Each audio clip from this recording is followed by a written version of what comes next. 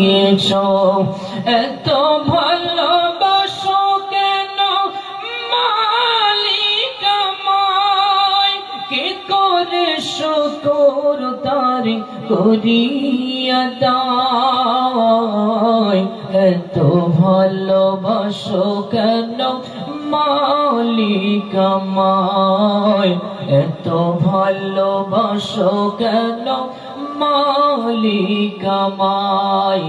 বলগল উলা বিকমালিহি কশফত দুজা বিজমালিহি, حسنت جميع خصاله صلوا عليه وآله। আলহামদুলিল্লাহ, আমরা সর্বাগ্রে সর্বপ্রথম শুকরিয়া জ্ঞাপন করছি সে মহান সৃষ্টিকর্তা রব্বে কারীমের দরবারে। শুকরিয়া জ্ঞাপন করে উচ্চ আওয়াজে উচ্চ স্বরে একটাবার সম্মিলিত কণ্ঠে পড়ি সবাই আলহামদুলিল্লাহ। পরি আমার নবীর পরে একটাবার ভক্তি ভরা দরুদের নজরানা। সকলে একটাবার সম্মিলিত ভাবে আমরা পড়ি সাল্লাল্লাহু তাআলা আলাইহি ওয়াসাল্লাম। পরপরে জানাই আজকের এই মাহফিলে স্বনামধন্য সুযোগ্য শিক্ষিত নির্ধারিত নির্বাচিত আপনাদের পছন্দের সভাপতি সাহেব, সম্মুখীন বসে থাকা আমার দিনদার আল্লাহওয়ালা মুত্তাকি ভাই ও বাবাজিরা, অদূরে বসে থাকা আমার পর্দার আড়ালে অবস্থিতা ধার্মিকা শিক্ষিতা স্নেহময় মমতাময়, এই মুহূর্তে আমার কণ্ঠ শ্রবণ করনেওয়ালি আমার আম্মা জান ও বোনেরা, সকলকে আমার আন্তরিক সালাম ও মোবারকবাদ জ্ঞাপন করছি। যদি নীরব নিস্থর একটা শান্ত পরিবেশ আমাকে উপহার দেন, আমি চেষ্টা করব কোরআন এবং হাদিসের আলোকে সংক্ষেপে কিছু আলোচনা আপনাদের উপহার দেওয়ার। ওমা তৌফিকি ইল্লা বিল্লাহ। রব্বি ইশরাহ লি সাদরি ওয়া ইয়াসসির লি আমরি আহলুল উকদাতাম মিন লিসানি ইয়াফকাহু কওলি। সকলে একটাবার পড়ি আল্লাহুম্মা আমিন। আমি আমার মূল আলোচনা প্রবেশ করার পূর্বে নবী পাকের জবানে বর্ণিত অগণিত হাদিসের মধ্য থেকে ছোট্ট একটি হাদিসের টুকরা আমি পরিবেশন করব। পরেই আমি আমার মূল বক্তব্যের ভিতরে প্রবেশ করব ইনশাআল্লাহ। আল্লাহ পাক রব্বুল আলামিনের নবী হাদিস শরীফের ভিতরে বর্ণনা করেন, মাইয়ুরিদুল্লাহু বিহি খায়রান ইউফাক্কিহু ফিদ্দীন।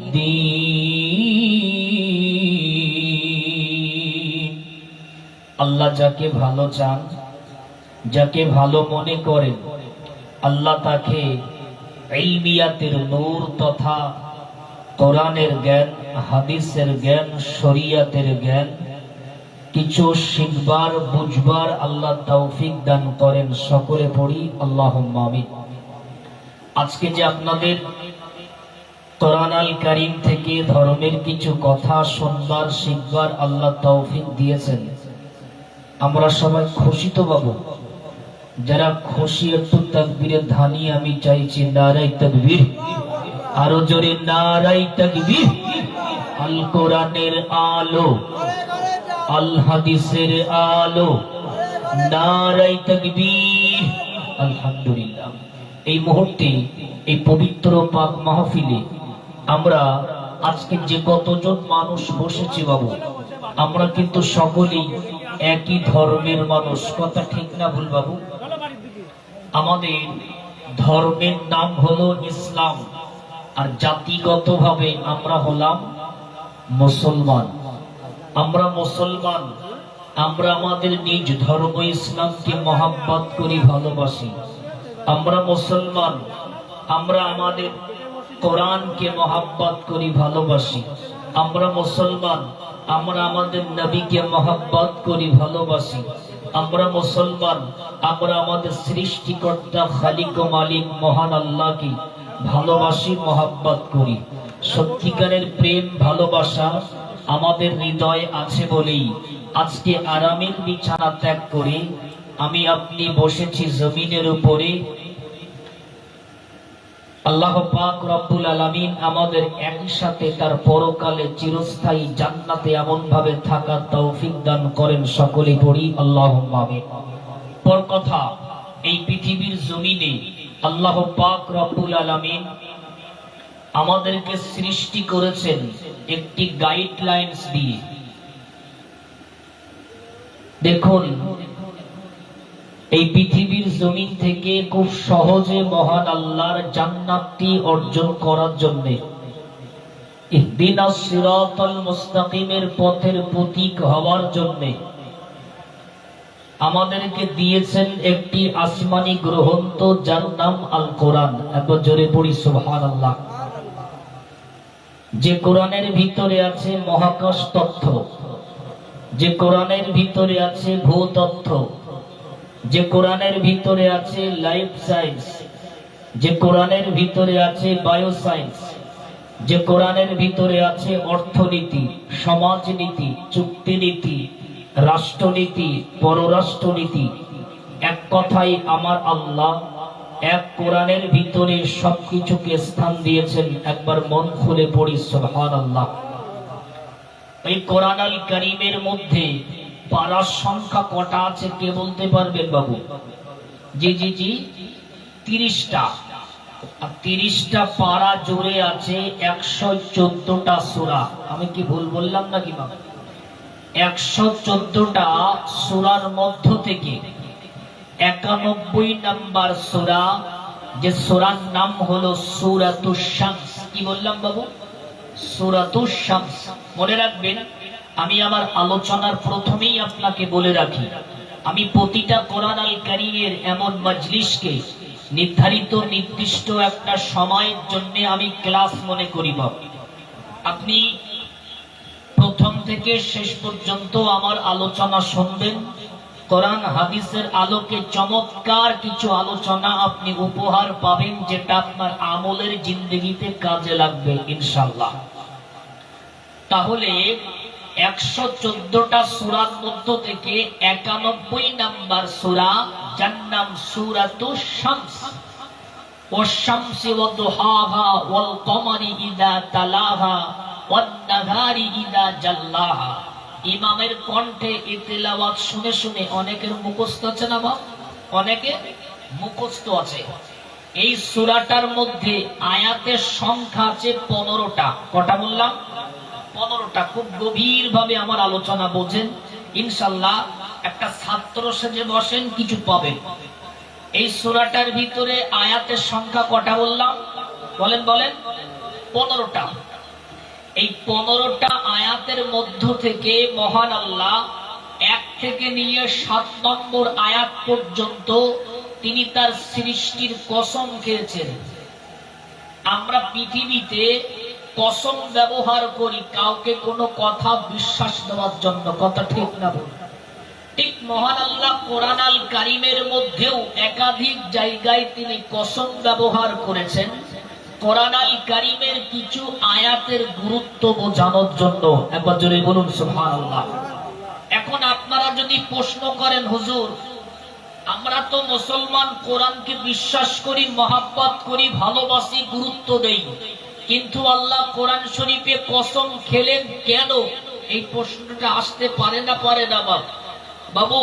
আমি আপনাকে বলি, আমরা এখানে যারা বসে আছি, আমাদের প্রায় সবার বাড়িতে 2 বছর, 2.5 বছর, 3 বছরের শিশু বাচ্চা আছে বা কারোর বাড়িতে বাচ্চা কাচ্চা আছে না? তো আমরা বাড়ির বড়রা যখন তাদের সঙ্গে কথা বলি, তো নরমালি ভাবে আমরা ছোটদের মতন হয়ে কথা বলতে পছন্দ করি, যাতে বাচ্চা বুঝতে পারে। উদাহরণ দেন, একটা ছোট্ট বাচ্চার ক্ষুধা পেয়েছে, তো আমরা বলি এই মনে হয় এদিকে এসো, একটু হাম খেতে হবে, বলি না? আসলে তো খাবার খেতে হবে। তার যদি পানির তৃষ্ণা লাগে, তাহলে আমরা বলি মনা এদিকে একটু মানি খেতে হবে, বলি না? এমন ভাবে আমরা বাড়ির বড়রা বাচ্চাদের মতন হয়ে কথা বলি, যাতে বাচ্চা তার কথা সুন্দরভাবে রিসিভ করতে পারে। ঠিক তদ্রূপ পৃথিবীর জমিনে আমরা মানব সম্প্রদায়, আমরা মানব জাতি, আমাদের একটা অভ্যাস আছে। নরমালি কথার তুলনায় কসম খেয়ে কোনো কথা বললে ওই কথাটির গুরুত্ব, বিশ্বাস আমাদের অন্তরে বেশি জন্মায়। কথা ঠিক না ভুল? ঠিক আল্লাহ পাক রব্বুল আলামিন তার বান্দার উপরে কতটা যত্নবান, স্নেহবান, এখানে একটু গবেষণামূলক একটা ছোট্ট আলোচনা মাথায় নেন। আল্লাহ পাক একটা নাই, দুইটা নাই, তিনটা নয়, পরস্পর 7টা সৃষ্টির কসম খেয়ে 2টি আয়াতের গুরুত্ব আমাদেরকে বুঝিয়েছেন। একবার চিল্লায়ে কোন সুবহানাল্লাহ। তাহলে আমরা আয়াতের আলোকে শুনবো কি এমন কথা যেটা আল্লাহ, যার গুরুত্ব বোঝাতে গিয়ে আল্লাহ 7টা সৃষ্টির কসম খেলেন। কি এমন চমৎকার কথা! আল্লাহ পাক রব্বুল আলামিন কোরআন আল কারীমের ভিতরে বর্ণনা করেন, ওয়াশ-শামসি ওয়াদ-দুহাহা ওয়াল কমারি ইযা তালাহা ওয়ান-নাহারি ইযা জাল্লাহা ওয়াল-লাইলি ইযা ইয়াগশাহা। জোরে বলুন আল্লাহু আকবার। এই সূরাতুশ শামসের ভিতরে আল্লাহ পাক রব্বুল আলামিন একটা নয়, দুইটা নয়, তিনটা নয়, পরস্পর 7টা সৃষ্টির কসম ব্যবহার করেছেন। আমি প্রথমেই আপনাদেরকে বলছিলাম, আমরা পৃথিবীর মানুষ, আমরা কসম ব্যবহার করি কাউকে কোনো কথা বিশ্বাস দেওয়ার জন্য। আর আমার আল্লাহ পাক রব্বুল আলামিন কোরআন আল কারীমের ভিতরে কসম ব্যবহার করে কোন আয়াতের গুরুত্ব বোঝানোর জন্য। এই সূরাটির ভিতরে মহান আল্লাহ সূর্যের কসম খেলেন, চাঁদের কসম খেলেন, আসমান জমিনের কসম খেলেন, রাত দিনের কসম খেলেন, নফসের কসম খেলেন। এমন ভাবে 7টা সৃষ্টির কসম ব্যবহার করার পরে আমার আল্লাহ পাক রব্বুল আলামিন ওই গুরুত্বপূর্ণ কোরআন আল কারীমের আয়াত নাযিল করে দিলেন, قد أفلح من زكاها وقد خاب من دساها। আল্লাহ পাক রব্বুল আলামিন বলেন, আমি মহান আল্লাহ 7টা সৃষ্টির কসম ব্যবহার করে তোমাদেরকে জানায়া দিলাম, পৃথিবীর জমিনে যারা নিজের নফসটাকে পবিত্র রাখতে পারবে, নিজের আত্মাটাকে যারা দমন করে রাখতে পারবে, নিজের নফসটাকে যারা কলুষিত করবে না, ওই মানুষগুলো আমি আল্লাহ 7টা সৃষ্টির কসম ব্যবহার করে বললাম, ওই মানুষটা পৃথিবীর জমিনে তার সফল, আর তার পরকালের জিন্দেগিটাও সফল, তথা মহান আল্লাহর দয়ার জান্নাত নসিবে হয়ে যাবে। একবার জোরে জোরে বলুন সুবহানাল্লাহ। তাহলে আল্লাহ 7টা সৃষ্টির কসম খেয়ে বললেন, যারা পৃথিবীতে নিজের নফসটাকে পবিত্র রাখতে পারবে, যারা আত্মাটাকে পবিত্র রাখতে পারবে, তারা পৃথিবীতেও সফল, আর পরকালের জিন্দেগিটাও তাদের সফল, তারা আল্লাহ পাকের চিরস্থায়ী জান্নাত। আজ যারা পৃথিবীর জমিনে নিজের নফসটাকে যারা অপবিত্র করবে, যারা কলুষিত করে ফেলবে, নফসটাকে যারা দমন করবে না, ওয়াকাদ খাবা মান দাসাহা, ওই মানুষগুলো পৃথিবীর জমিনেও ধ্বংস, আত্মার পরকালের ধ্বংস, তাতা মহান আল্লাহ আযাবে জাহান্নামের ভিতরে তাকে পড়তে হবে। এবার যদি আপনি বলেন হুজুর, আমরা আমাদের নফসটাকে কেমন ভাবে পবিত্র করব, আমরা আমাদের নফসটাকে কেমন ভাবে দমন করব, আমি দুনিয়ার জমিনে আপনাকে কিছু উদাহরণ দিয়ে বুঝাই রে বন্ধু। আমি আপনাকে বলি, পৃথিবীর জমিনে যখন কোন অন্যায় কাজ করার জন্য আপনার নফসটা উদ্বুদ্ধ হবে, কোন গুনাহের কাজ করার জন্য যখন আপনার মন চাইবে, আপনি যদি ওই অন্যায় কাজটা না করেন, আপনি যদি ওই গুনাহের কাজটা না করেন, শুধুমাত্র আল্লাহর ভয়ে আপনি যদি গুনাহটা বর্জন করতে পারেন, আল্লাহ পাক বলেন ওই বান্দা পৃথিবীর জমিনে নফসটাকে পবিত্র করলো, আমি আল্লাহ পাক তাকে পুরস্কার হিসাবে আমার দয়ার জান্নাত নসিব করে দিব। একবার জোরে জোরে বলুন সুবহানাল্লাহ। কিছু কিছু মানুষ বাপ এমনও আছেন, বাড়ির থেকে মিলাদ শোনার নাম করে, জলসা শোনার নাম করে বাড়ির থেকে বার হয়েছে বাপ। এখন মাহফিলে আসার আগে বড় একটা বাজার বইছে, এখানে জলসা কেন্দ্রিক মেলা টালা হচ্ছে নাকি বাপ? জি জি হচ্ছে। তো উদাহরণ দেন, আমি আমার এই আয়াতটির ব্যাখ্যা তাফসীর বুঝাতে গিয়ে দুনিয়াবি একটা উদাহরণ আমি টানি, বুঝতে পারবেন। আপনি বাড়ির থেকে বার হয়েছেন, মিলাদ শুনতে আসবেন বলে মায়ের সঙ্গে বিবির সঙ্গে বলে এসেছেন আমি জলসার দিকে যাচ্ছি। এখন জলসা দিয়ে আসার সময় হঠাৎ করে বাজার সামনে অনেক দোকান পোশারি বন্ধুদের সঙ্গে দেখা হলো। হঠাৎ করে নফস আপনার অন্তরে কুমন্ত্রণা দিতে শুরু করলো, এখন আর জলসায় টাসায় গিয়ে লাভ নেই, হুজুর যা ওয়াজ করতে সব তো শুনতে পাচ্ছি, তুই বাজারে টুটো কোম্পানির ম্যানেজার হইয়ে ঘোর আর বন্ধুদের সঙ্গে আড্ডা দে, ওতে এত ওয়াজ শোনা হবে। এই যে শয়তান তার অন্তরে কুমন্ত্রণা ঢুকিয়ে দিল বাপ, ও যদি কুমন্ত্রণার শিকার হয়ে মিলাদ শোনার নাম করে বাজারে ঘুরে অকদ খবামান্তা সাহা, ওর নফসটাকে কলুষিত করলো, ওর দুনিয়ার জিন্দেগিটাও ধ্বংস হচ্ছে, পরকালের জিন্দেগিটাও ধ্বংস, রবের আযাবে জাহান্নাম। উদাহরণস্বরূপ মনে করুন, মসজিদের মুয়াজ্জিন সাহেব তিনি আযানের মাধ্যমে আপনাকে ডাকছেন, হাইয়া আলাস সালাহ, হাইয়া আলাল ফালাহ, এসব নামাজের দিকে, এসব কল্যাণের দিকে। আপনি একজন মুসলমান, আপনি মসজিদে নামাজ পড়তে যাবেন, মসজিদের মুয়াজ্জিন আপনাকে ডাক দিয়েছে, এমত অবস্থায় সব শয়তান আপনার অন্তরে কুমন্ত্রণা দিতে শুরু করলো। এখন যুবক মানুষ, এখন মসজিদে গিয়ে কোনো লাভ নাই, এখন মসজিদে গিয়ে সেজদা দেওয়ার কোনো দরকার নাই। এখন যুবক মানুষ দাড়ি পাকেনি, একটু বয়স হোক, নাতি নাতকুড়ি হোক, সাদা দাড়ি হোক, লাঠি হাতে হবে, এখন তুমি মসজিদে গিয়ে সেজদা দিয়ে এখন সেজদা দেওয়ার দরকার নাই।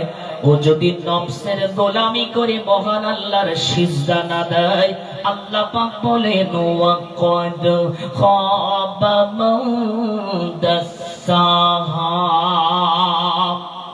ওই ব্যক্তির পৃথিবীর জিন্দেগিটাও ধ্বংস আর তার পরকালের জিন্দেগিটাও ধ্বংস। আবার উদাহরণস্বরূপ আপনি মনে করুন, এক শ্রেণীর নামাজি মানুষ আছেন, তারা 5 ওয়াক্ত নামাজ কায়েম করে, মসজিদে জোহরের নামাজ জামাতের সঙ্গে আদায় করেছেন, আসরের নামাজ কায়েম করেছেন, মাগরিবের নামাজ জামাতবদ্ধভাবে আদায় করেছে, এদিকে এশার নামাজ জামাতের সঙ্গে আদায় করে বাড়িতে গিয়ে কোন রকম ভাবে দুটো খানা পিনা করে ঘুমিয়ে গেছে। আর মসজিদের মুয়াজ্জিন ফজরের সময় আযানের মাধ্যমে ডাক দিতে লাগলো, আসসালাতু খায়রুম মিনান নাওম, উঠে যাও ঘুম থেকে, নামাজ উত্তম। ঠিক ওই সময় শয়তান কিন্তু একবার আমাদের অন্তরে কুমন্ত্রণা সৃষ্টি করে না বাপ। যদি হয় শীতের সময় শয়তান কুমন্ত্রণা দেয়, তুই তো নামাজ কালাম পড়িস, তো এত ঠান্ডায় ওটার দরকার নেই, এই ঠান্ডায় উজু করে নামাজ পড়লি সর্দি টর্দি লেগে যাবে, সকালবেলা পড়ে নিস। শয়তান আরো একটা কুমন্ত্রণা দেয়, জোহরের 2-10 মিনিট আগে গিয়ে অন্তত কাজাটা আদায় করে নিস। এমন অন্তরে অসওয়াসা দেয় না বাপ? দেয় বলেই কিন্তু ফজরের সময় মসজিদে জামাতের সংখ্যায় মানুষের কম। আবার শয়তান ওয়াসওয়াসা দেয়, যদি হয় এই গরমের সময় শয়তান কুমন্ত্রণা দেয়, সবে মাত্র ঘুমালি আর মসজিদের মুয়াজ্জিন তো ডেকেছি, এখন ওটা দরকার নেই, জোহরের 20 মিনিট আগে গিয়ে টপাটপ কাজাটা আদায় করে নিস। কথা ঠিক না ভুল বাপ? এই শয়তানের ওয়াসওয়াসায় কুমন্ত্রণায় যদি আপনি পা দেন, ওয়াকাদ খাবা মান দাসাহা, আপনার পৃথিবীর জমিনটাও ধ্বংস হচ্ছে, পরকালের জিন্দেগিটাও আপনার ধ্বংস হচ্ছে।